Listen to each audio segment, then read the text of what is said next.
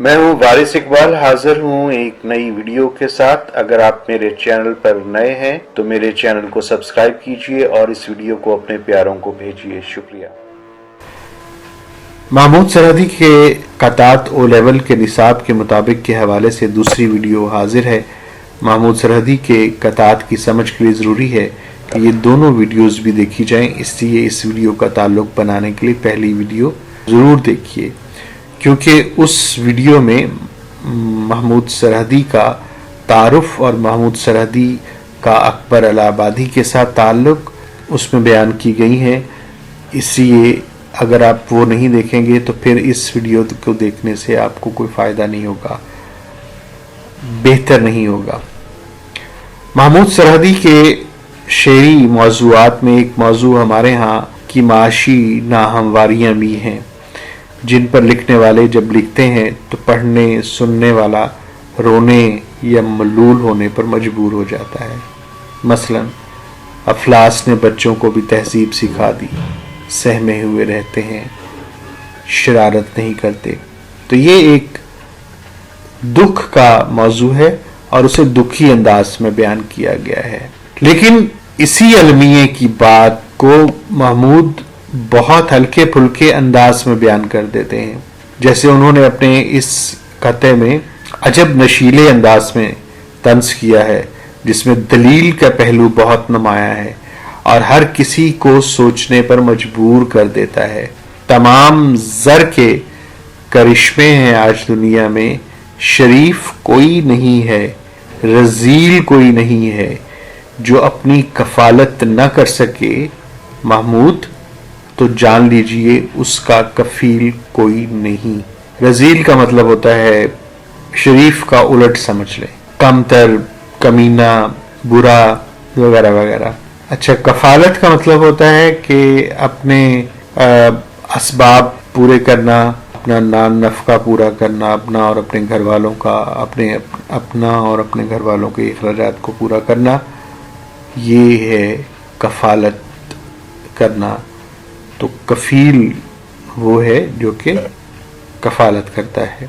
ये इस शेर में उन्होंने, इस कते में उन्होंने ये कहा है कि ये ज़र दौलत के अजीब करिश्मे हैं कि शरीफ आज कोई भी नहीं है और कोई भी बुरा या कमीना नहीं है जो अपनी कफालत ना कर सके महमूद, तो जान लीजिए उसका कफील कोई नहीं है।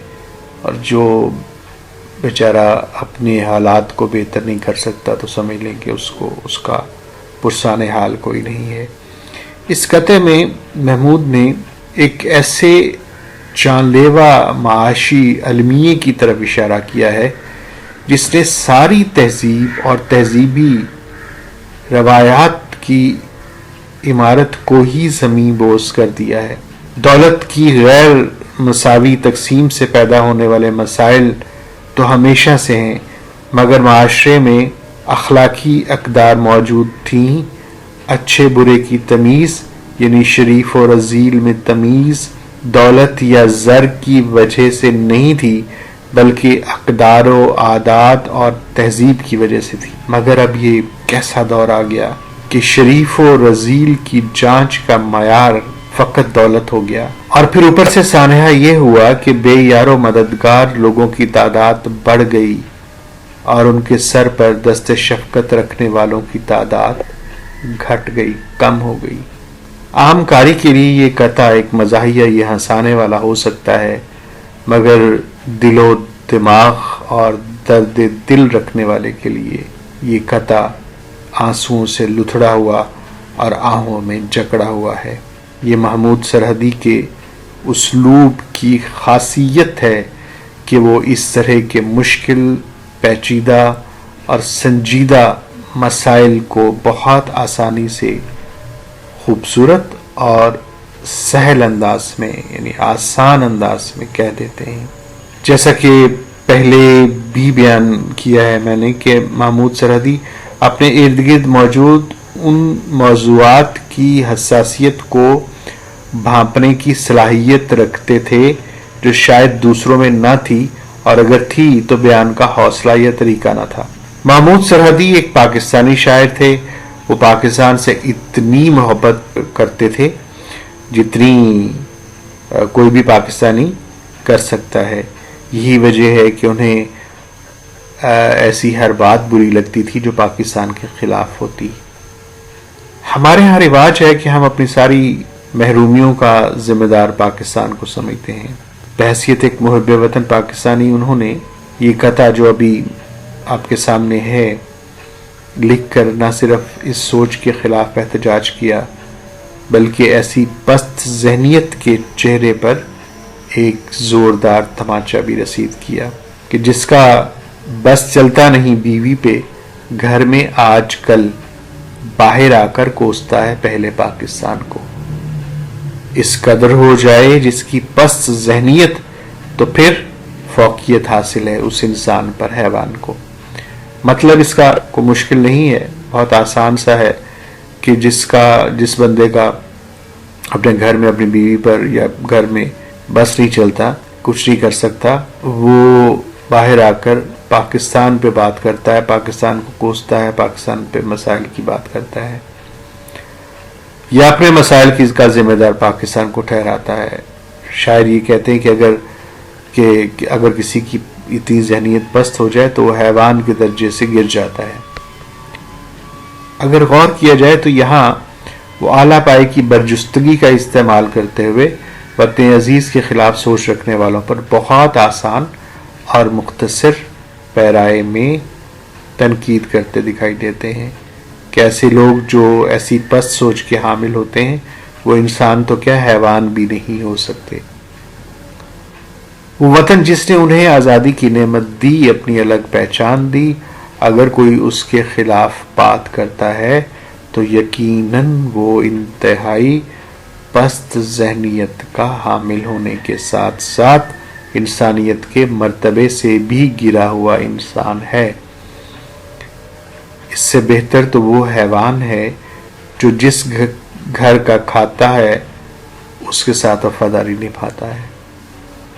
वक्त के साथ साथ धोखाधड़ी, बदयांती, झूठ, रिश्वत और मिलावट जैसी समाजी बुराइयां हमारे माशरे में इस तरह बढ़ने और फलने फूलने लगी हैं कि कोई भी उनके मुज़र असरात से महफूज नहीं।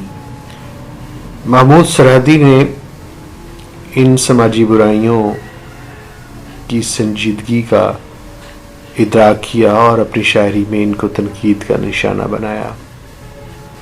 कायम कुछ ऐसे लोगों का दुनिया में है वकार, दुनिया कुछ ऐसे लोगों पे करती है एतबार, दिखलाएं जाकर चोरों को जो नकब का मकाम, और मालिक मकान से कह दें कि होशियार।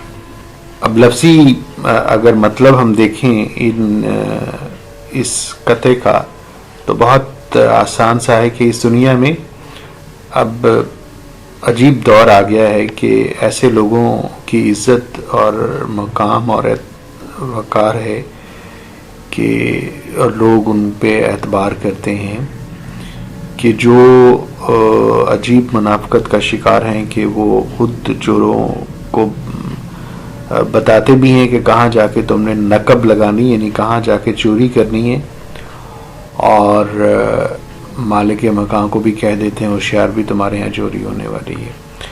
तो चोर और साथ इकट्ठे हो गए हैं। और यहाँ नकब जो लफ्ज़ है वो असल में ये किसी ज़माने में दीवार को तोड़कर अंदर दाखिल होना होता था, तो वहीं से ये लफ्ज़ निकला है, नकब लगाना यानी चोरी करना। बदबयानती, रिश्वत, चोर बाजारी, मिलावट जैसी समाजी बुराइयां हमेशा से माशरों का हिस्सा रही हैं। जिन माशरों ने इन बुराइयों पर काबू पा लिया उन्होंने तरक्की का रास्ता ही नहीं अपनाया बल्कि मुतमद्दन कौमें भी बन गई। मगर हमारे यहाँ उलट हुआ। हमने बदलते मनफी रुझानात और समाजी बुराइयों को न सिर्फ अपनाया بلکہ بڑھنے اور پھلنے پھولنے کے مواقع بھی فراہم کیے، یہاں تک کہ ہمارا کوئی ادارہ اور زندگی کا کوئی شعبہ ان برائیوں سے محفوظ نہیں رہا۔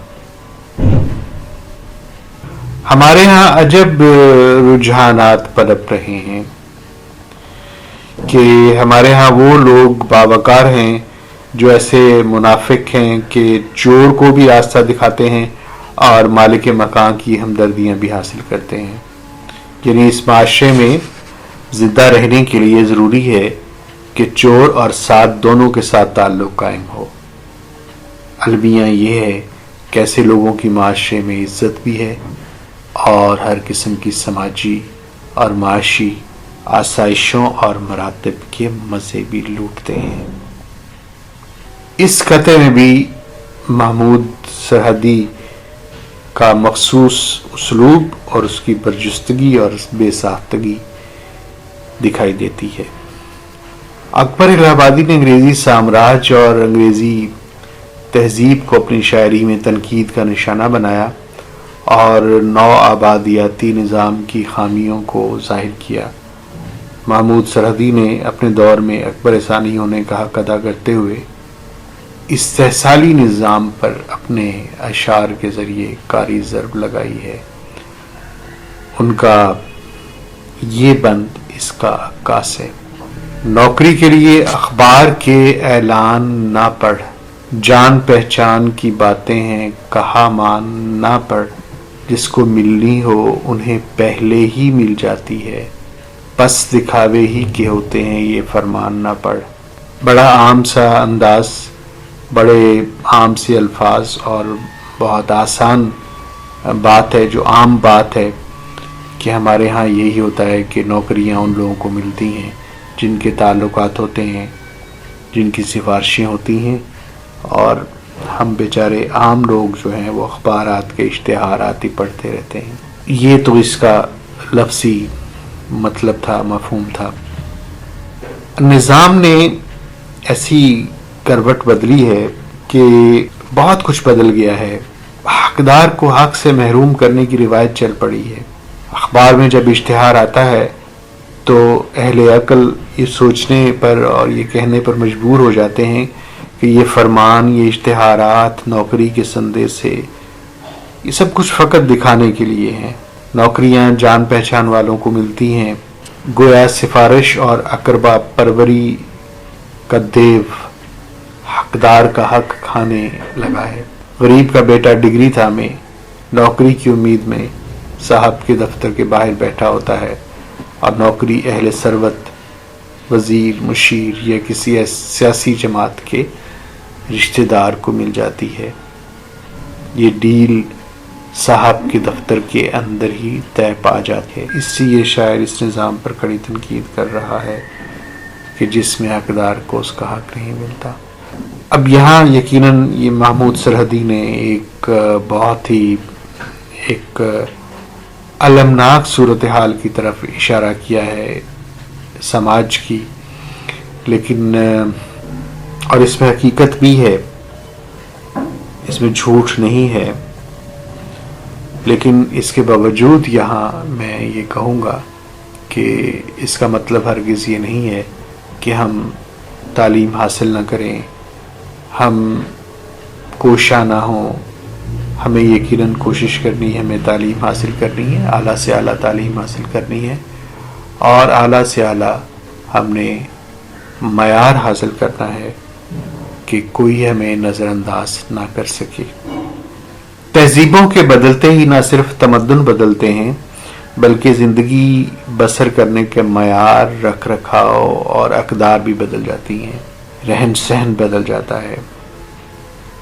محمود سرحدی وہ عقابی نظر رکھنے والا شاعر ہے کہ جس نے اس تبدیلی کو نہ صرف محسوس کیا بلکہ قابل اعتراض باتوں کو چن چن کر سامنے لے آیا۔ مثال یہ کہتا: بے خبر اب تو ہے دولت ہی شرافت کا نشان، لوگ پہلے کبھی تحویل نسب کرتے تھے، اب تو شاگردوں کا استاد ادب کرتے ہیں، سنتے ہیں ہم کبھی شاگرد ادب کرتے تھے۔ تو یہ ایک مثال اس میں اگر لفظی مفہوم پہلے ہم اگر دیکھتے ہیں کہ دولت شرافت کا معیار بن گیا، یہ بات پہلے بھی ایک قطعے میں ہو چکی ہے۔ کوئی زمانہ تھا کہ لوگ نسب حسب نسب دیکھتے تھے، خاندان دیکھتے تھے، لیکن اب ایسا نہیں ہے۔ اور تعلیم میں بھی تبدیلی آ گئی، اب شاگرد استاد کا ادب نہیں کرتے بلکہ استاد ادب کرتے ہیں شاگردوں کے۔ کسی دور میں لوگ نسب دیکھتے تھے، شرافت کو پرکھتے تھے، مگر اب تو جانچ کے سارے اصول اور قدریں ہی بدل گئی ہیں۔ اب لوگ دولت کو ہی شرافت کا معیار سمجھتے ہیں۔ اس تہذیب نے ہمیں ایک اور بدترین خامی سے دوچار کیا ہے، وہ ہے استاد شاگرد کے رشتے میں تبدیلی۔ پہلے شاگرد چاہے بادشاہ کا لخت جگر ہی کیوں نہ ہو اور استاد کسان کا بیٹا ہی کیوں نہ ہو، شاگرد اسے اپنے خاندانی بزرگوں سے بڑھ کر احترام دیتا تھا۔ قدیم زمانے کی بات ہے کہ ایک بار فاتح عالم سکندر اپنے استاد ارسطو کے ساتھ گھنے جنگل سے گزر رہا تھا کہ راستے میں ایک بڑا برساتی نالا آیا جو تازہ موسلادھار بارش کی وجہ سے بپھرا ہوا تھا۔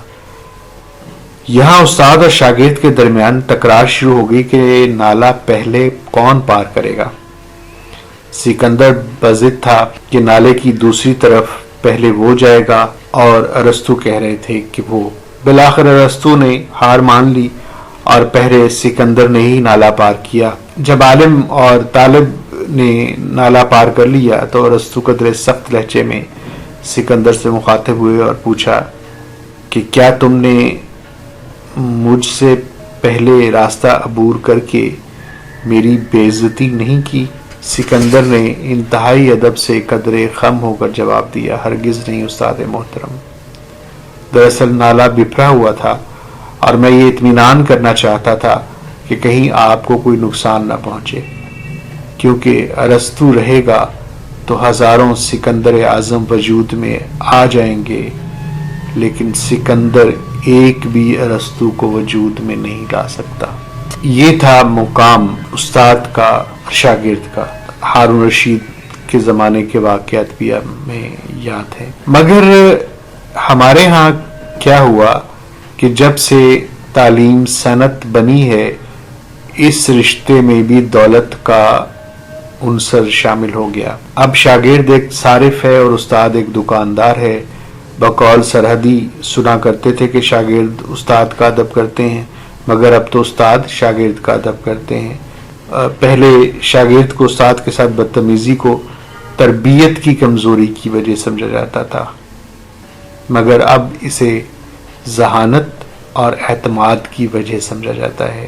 یہ تہذیبی خامی نہیں بلکہ ایک المیہ ہے جس کے نتائج ہم بحیثیت قوم کئی قسم کی خامیوں اور مسائل کی صورت میں بھگت رہے ہیں۔ یہ تو تھی جی آج کی ویڈیو۔ میں نے اپنے طور پر محمود سرحدی کے قطعات کو اور ان کے موضوعات کو سمجھنے اور سمجھانے کی خاطر خواہ کوشش کی ہے۔ امید ہے کہ میری کوشش سود مند ثابت ہوئی ہوگی۔ اس ویڈیو کو اپنے دوستوں کے ساتھ شیئر کیجیے، اور اگر آپ نے میرا چینل سبسکرائب نہیں کیا تو سبسکرائب کر دیجیے۔ مجھے اپنی دعاؤں میں یاد رکھیے۔ اللہ ہم سب کا حامی اور ناصر ہو۔ ناچیز فارسی اقبال۔ اللہ حافظ۔